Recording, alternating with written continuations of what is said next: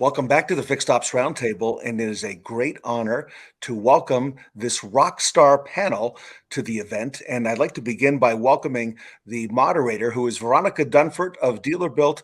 Veronica, welcome back to the Fixed Ops Roundtable. Well, thanks, Ted. I'm super excited to be here and appreciate the invitation. Veronica, you have put together an amazing group of rock stars, and they're all friends of mine and have contributed in so many ways to our industry. And I know you've got some great questions to ask of them. So, Veronica, with that, I'm going to wish you happy birthday, and I'm going to go ahead and I'm going to exit the screen, and I'm going to allow you to go ahead and get to work. So, Veronica, the show is all yours. Thank you so much. Good morning, ladies. Well, before we get started, I just want to give a special shout out and thank you to Liza Borges, as she has generously donated on behalf of Carter Myers Automotive to the Leukemia and Lymphoma Society, which is what this whole program is gearing towards this week. So with that, I'm going to just jump right in with our first question. And as we go through this, if you could introduce yourselves to the audience on the first question. On the first question you answer, how's that sound? So first off, where do you feel women can make radical change for the future of the retail automotive industry? Liza? Hello, Veronica. Thank you so much for having all of us here today. As a quick introduction, I'm Liza Borges. I'm the president and CEO of Carter Myers Automotive. We are a family and employee-owned dealer group in Virginia and West Virginia, and we have currently 20 dealerships across these two states. And your question, I loved the words that you used, radical change. I think as we look towards the future, the next, let's say, 10 years, our consumers, our customers are going to be faced with more unique decisions around their transportation and mobility options than they've ever been faced with before. I think if we look back the last 50 years, it's kind of been the same thing. It's been privately owned vehicles, internal combustion engines, a similar service model. And as we look towards the future, it is the radical change that we need more voices at the table that have different perspectives and lenses for which we can make decisions on how to be that trusted advisor for our customers. We have a lot of wonderful men in this business who have guided us for many years. But if we want to really be able to be that trusted advisor that consumers are going to, not just going to Google, not just going to a direct sales model or finding the product that they want online, we need to have lots of options for our customers, and we need to have lots of ideas at the table. And what I've seen specifically from women, that the women leaders that we have in our organization, is they challenge us to look at an experience from a different lens than we've ever looked at before. And when we talk about radical change, it can't be the same people at the table. So I know together this group has done a tremendous job in encouraging and incentivizing women to join automotive. And that radical change is only going to happen when women bring new ideas to the conversation. So let's make it happen together. That's terrific. Would someone else like to speak up on this? My name is Erica Tiffany Wells. I am a sales manager at Volkswagen of Marion. I'm also the vice president and co-founder of WOCAN, which is Women of Color Automotive Network. I've been in the business almost 20 years. I actually started in service. And that's one area I think will be a tremendous opportunity for women when we talk about radical change. When you look at the future, to Liza's point of automotive and those different transportation opportunities, and you talk about just EV in particular, and the idea of what a technician looks like, right? And the idea of a tech or a service advisor has kind of always looked one way. And I think that the evolution of the automotive industry is going to attract women who can see this as a technical field that they'd love to get into, right? It's not just about turning wrenches anymore, right? These new technicians have computers and laptops, and they're using diagnostic equipment where there's robots and being able to talk to guys at the factory who are sitting there and diagnosing the computers remotely. You look at Tesla and being able to upload and download information straight to your vehicle while it sits at the house. So the idea of technician of the future is a very different look. And when you think about working from home and the opportunities from there, automotive industry is going to be able to bring in more talent than ever before, offer more flexible solutions, and really be able to change the face of what we think automotive looks like. And it's amazing that we have women leaders today like this who can show and be that representation to women to say, if I can do it, you can do it. Absolutely. I mean, shoot, when I got my first car, they didn't have computers in them. So Kate? I'm happy to jump in next. So I'm Kate Borowski. I'm the sales director for Wrenchway. We help technicians find great places to work. And when I think about the radical changes that we can make in this industry, I'm a mom first and foremost, and I have a little girl. And I love to see how interested, how curious she is.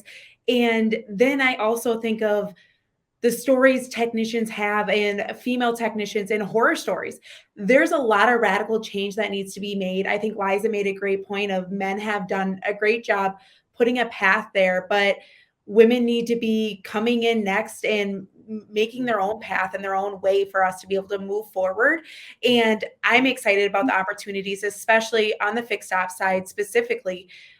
Little girls are much more interested in video games than they've ever been. And I think about the opportunities that they have in school and coding, and this field has those opportunities. And I think we need to do a better job as industry as a whole, showing them those opportunities and making that next step for our own children. That's the first thing I thought of, is like, where do my kids fit in, son and daughter? And there can be a big radical change in how I even look at their future. Fantastic. Well, with that, how about we move on to our next question? Share with us the most important thing that you have done to contribute to our industry. Sarah? Hi, everyone. I'm Sarah Vantine. I'm the Vice President of Quantum 5. I've been in the automotive industry for a little over 13 years now, and I've made a lot of processes and progress in the BDC space specifically. As far as the contribution, so I'm going to speak pretty specifically about mentorship and just bringing awareness to the industry at large. So one of the passions that I've had in the course of my career is drawing attention to our industry by people that may have not considered it in the past.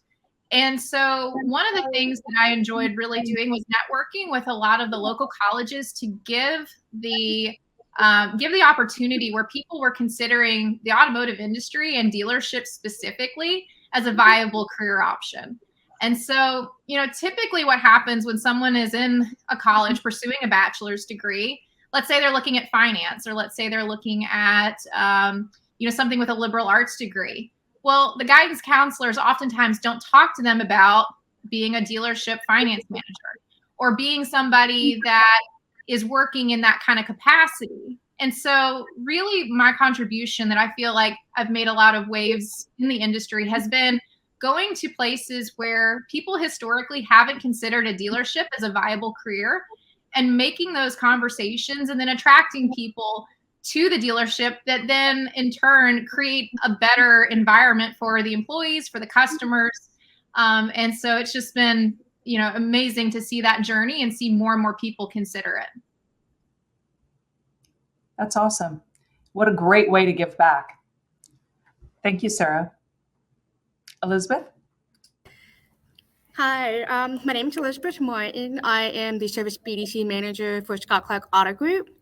And I think one of the most important things I've done here is, like Sarah said, mentoring. Growing up, I remember seeing that I didn't think women could work in the automotive industry. I never personally seen a female work in the automotive industry. So to me, I never even considered a job in automotive at all. So when I think back on my time here as a client care coordinator before I became a manager, I am very fortunate to have someone that was able to mentor me, and Sarah was my mentor as well. And that is something that I want to pass on to other reps in my department. I have a rep in there right now. She just became my team lead, and I'm in the process of mentoring her, and she's just so incredibly talented, so smart, and I want her to see that she plays a big part in the service BDC. So I'm doing my job and teaching her everything that I know about my job, everything that I know about the BDC dealership. I try to explain everything. So I think being a mentor is the most important thing that I could do so far in this industry. It absolutely is. I mean, I'm on the board of Women in Automotive, and we do so much with mentoring. And between Women in Automotive and WOCAN, I think that's one of the biggest things that we bring to the industry these days is the mentoring and the career path for women, and also for men learning how to deal with women in the automotive industry. Liza, did you want to Sure, speak up on this one? I'd be happy to jump in. I think that everyone on this panel, because I've gotten to know almost all of you, at least from afar, have made such incredible contributions. I think one of the things that I'm proud of and feel passionate about that I've contributed to this industry is showing that there is a different leadership style and culture that can be created in a dealership group that still has extremely high performance, high growth, but is a culture of empowerment. It is a culture that is led by respect, kindness, love, and positivity. And I recently was talking to someone and they called it all the squishy stuff. I said, yeah, the squishy stuff actually does work. And I think as women, there are a lot of men that lead, that can lead with those styles, but it hasn't historically been the way in automotive. I think people felt that there had to be power and authority and a way of leading that wasn't necessarily inviting to new people to our industry. We have had incredible growth in our company. We've done it in a very unique way. 26% of our company is owned by our employees, so they are empowered to make decisions and to be a part of our future. And it's extremely transparent because we're an ESOP. They see every financial statement. They are a part of every decision. And I think that's unique to our industry. And so showing the way that you can have a different culture and a different leadership style and still be extremely successful in this industry is certainly something I want to continue to share. That's fantastic. And you're right, it is very refreshing to see an ESOP anywhere in this industry.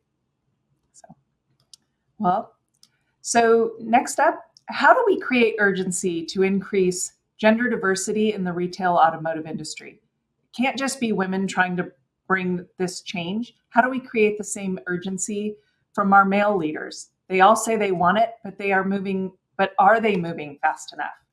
Erica? Great question. One of the things I think for them to really kind of see the lens and see the differences that diversity makes is to experience it themselves. For example, when I was a sales manager, I was a new car manager at a store, and I was going on maternity leave. And it was a very scary time because the dealership had never been in a situation where they needed maternity leave for a sales manager. And that's an awkward place to be in. It's a commission-based position. If I'm not there to do sales, it wasn't a medical leave act type of opportunity because I would be out of the office and not really contributing to the bottom line, and they didn't have a policy in place. So basically they said, hey, Erica, just, take your 6 weeks, take 12, whatever you need, and then we'll just try to find a position that's going to be available for you when you get back. But we are going to have to hire another manager. And it was a very tough place for me to be in. And I've been at a dealership now that has a medical leave and has time off. And I think that if men started to enjoy that time as well, so when your wife has a baby and you can take 3 weeks, 6 weeks off, and they get to experience it, they won't be it'll be a different thought pattern, right? When it comes to, because they say, I've enjoyed what it's like to be at home with my wife when she's having our child. I've experienced that time off. I know what it means to me. And then I can appreciate why we need to have this. But if they're not experiencing it, or if it's not important to them, then those things don't affect them. I was working at a multi-million-dollar facility that was brand new. We were just creating this new dealership. It was an Audi dealership, and they didn't have bathrooms. They didn't have bathrooms that had trash cans, and they didn't have baby stalls in there. And I said, hey, we're getting ready to build this new facility, and we don't have trash cans. We don't have a changing table. And he said, I never thought about that. And I said, put one in the men's bathroom as well. They need a changing table in there. Do you think men don't bring their babies in? And again, it was just, he didn't have children. It wasn't a thought that he was thinking about. So having, to Liza's point earlier, women at the table means new ideas and innovation that affects everybody. This change isn't just good for women, it's good for everyone involved, because we all want flexibility. We all want to be able to balance our home lives, and whether that's with children or our parents or, taking care of a family member, those flexibility options permeate through the entire industry, which creates a sense of belonging, right? Which then creates the retention, because what's good for one is good for all. Absolutely. Sarah? I loved Erica's point so much about that. And honestly, that's been one of the things that as a dealership, when you're talking about the timeline and the urgency that we need to have to make these changes. So we've been fortunate as dealerships, we've had some pretty good couple of years, right? There's been some we've had some inventory challenges, but overall, I think dealerships have done really, really well. But, we have to start thinking about the future and who our talent is and who our staff are and who we're attracting to work in these dealerships. And right now, it's no secret that the job market is competitive. And so people are looking at your dealership, they're looking at your stores, and they're deciding, does this location and their culture meet the demands that my family has, that I want to have from my personal life? Do I see longevity? Do I see growth? What am I getting from this employment engagement? And what we're seeing is a lot more people are questioning that. And they're eager to take a look at it further and say, okay, I've got plenty of options that I can choose. So we have to make those radical changes quickly, because we have to make sure that we're attracting talent. And we're not having a dealership standing around with personnel that have always done it the same way, because at some point those personnel are going to retire. We have to be thinking about our bench going forward and who we're attracting to come to our stores. Yes. Kate, I think you were going to say something. I was, and now I can play off of both of their conversations. It worked perfect. And I mean, literally what Sarah just said is why we've created Wrenchway. They need to understand, is this place the right fit for me? And I think from the urgency standpoint, we need women at the table. Women are different leaders. I'm a very different leader than our two owners, and we all play off of each other, but it's all bringing in that diverse group with different ideas, different some dads do change diapers. I mean, some people don't think of that, and it's frustrating, but I think also bringing just more awareness to it that I think we've all of us on this the screen right now have done a good job fighting for where we're at, but it's more of what can I'm challenged by this question, I guess, by how can we push this urgency. And I think it's just continually leading through this and showing and challenging the men that are leading some of these companies and other dealerships, and just challenging their thoughts and ideas. And I think that's what's been a big change of it. But I think we have to do more of that.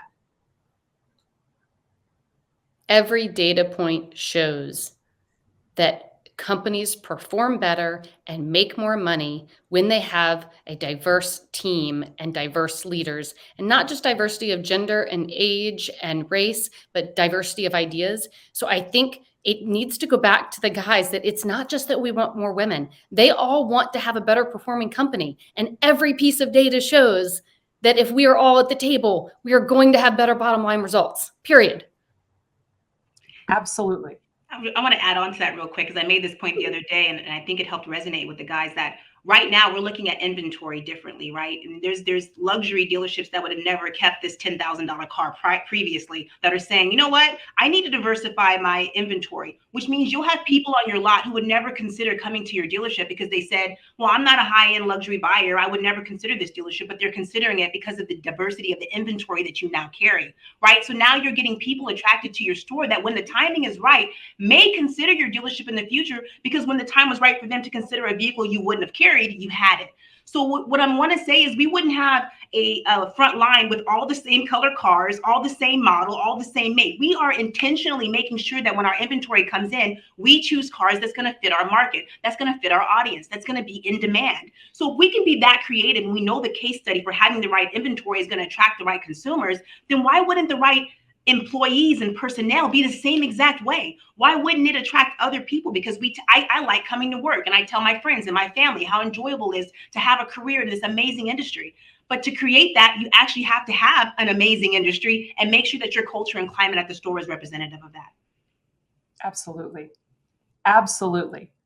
And on that note, so we're going to call this our lightning round. You each get 1 minute. And I'd like you to tell me, if you were stuck in an elevator with a rock star woman and you only had 1 minute, just 1 minute to convince her to join this industry, what would you tell her? I'm going to start with you, Elizabeth. All right. So I had to think a lot about that question. If I had 1 minute to convince a rock star why she's in the automotive industry, I would say just do it for all the young girls who think that there's not a place for them in the automotive industry. Show them just how much and how empowering it can be to just lead people, just mentor them, to show them that this place can be a diverse, and that we can bring so many things to the table. Like, we all bring different leadership styles, different ideas. Show them just what you can do. Well, that was a pretty impactful statement, and you didn't even need the whole minute. How about you, Sarah? You know, I was having to really think about this before we hopped on this panel, but one of the biggest pieces that resonates with me is opportunity, just point blank opportunity, and the skills that we can learn from this industry. I'll say for me, when I was in the dealership, environment, I had an opportunity to learn a lot, and it's really shaped who I was, not just as an employee with the dealership, as a BDC Rockstar, as any of those things. It also shaped me as a person. And so I think as we look at this, if I had somebody that I had to convince, it's, look, come along this ride, because the opportunity it's going to have in developing you, changing you, I think there's so much that we can all benefit from, and it's just an amazing journey. Kate, how about you? I thought you were going to call on Erica next. That threw me off. So when I think of a rock star woman, first and foremost, I want to kind of define that. I think of someone who is competitive, growth mindset, and really just wants to achieve greatness.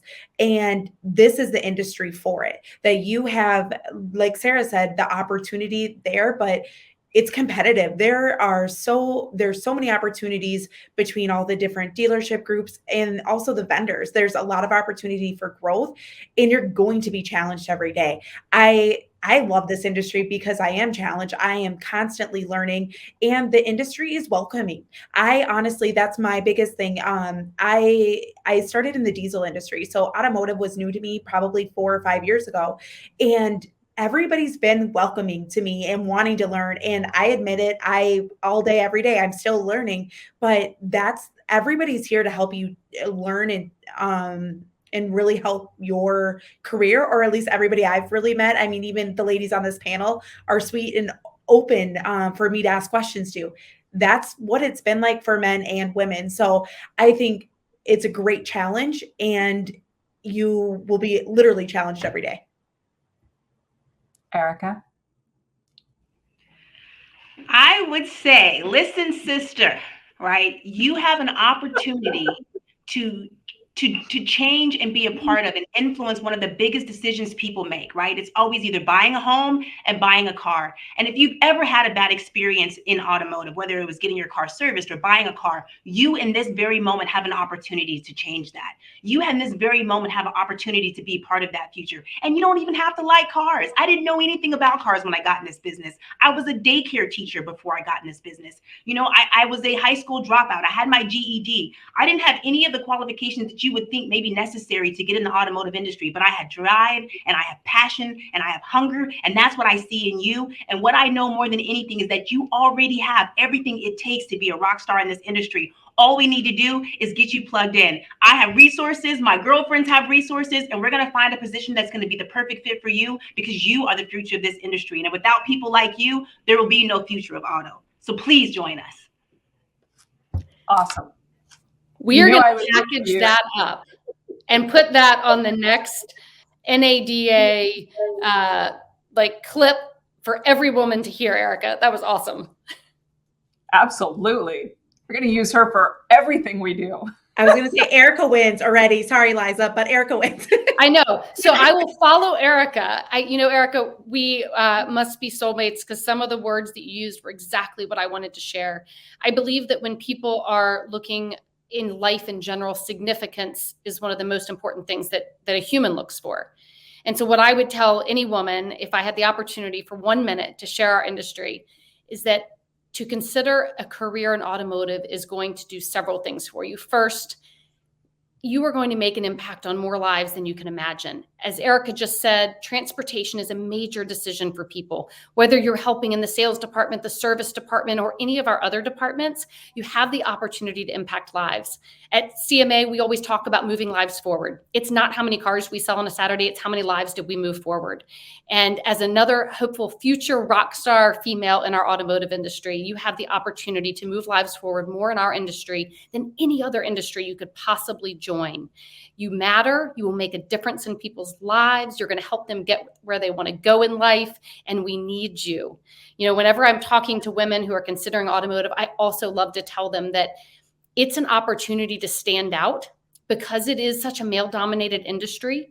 Your voice is bigger than it would be in other industries. Wear your pink dress, speak loudly, let your voice be heard, and you have a bigger opportunity in automotive than anywhere else you could possibly go, and we need you. Wow. Such great answers. I mean, Wow. just amazing. Ted, I hope you were listening from the sidelines because we have had the most amazing panel here. And Veronica, just, these again, truly are rock stars. And, to go back to, are. what Erica just shared with us, you're right, Liza. We need to bottle that. And Liza, I want to go back to 2 years ago when you stood on that stage at the Fixed Ops Roundtable that we did out in Las Vegas, last time that we all got together physically, right? And you talked about some of the ingredients in the folks that you have that you would hire at CMA, and that really resonates. Would you just share a little bit with that with the group, because I thought that was so important, and it really keys in on a lot of the things that we heard here today. Well, one of the things that Erica said that I always focus on is not only do you not have to love cars. I am not a car person. We are in the people business. So we always say we like cars, but we love people more. And we look for people who are likable, who are trustworthy, who are sincere, who do what they say they're going to do and follow up. And as women and as leaders in automotive, we need to make sure that when we are recruiting and hiring, that we're putting out the right characteristics that we're looking for. We're not looking for someone who understands the technical part of a car. We're not looking for someone who knows CDK or DealerBuilt. Sorry, Veronica. You know, the technology we can teach, the people skills, the love for creating relationships and creating trust, that's what we want to attract. We can teach the other stuff.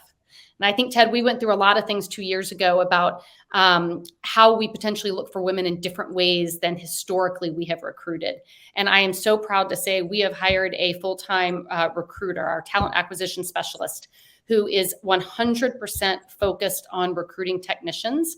And we've had more females coming through our apprentice program than we've ever had. And it is super exciting. Wow. That's great. I mean, the thing is, you just have to love what you do. Very rarely do people get the opportunity to love what they do. And more often than not, the women that I meet in this industry, they truly love what they do. And if you love what you do, you're going to be more productive. It's going to shine from within, and the people around you are going to want to join you in what you do. Wow. True story.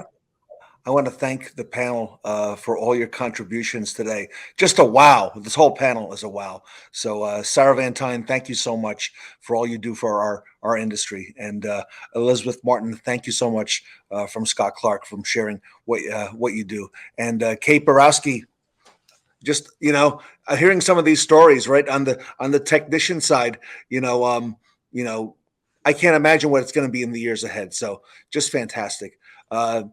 Erica, thank you again so much. You bring so much to these events, and I want to thank you very much for sharing. And Liza, you've been a big part of our events for a long, long time. And I'm just watching all the amazing things that CMA is doing. So thank you so much for all you do for our industry, Liza. And Veronica, thank you for bringing everyone together and for moderating our panel today. My pleasure. Anytime. All right. The Rockstar Leaders panel here today, everyone, at the Fixed Ops Roundtable.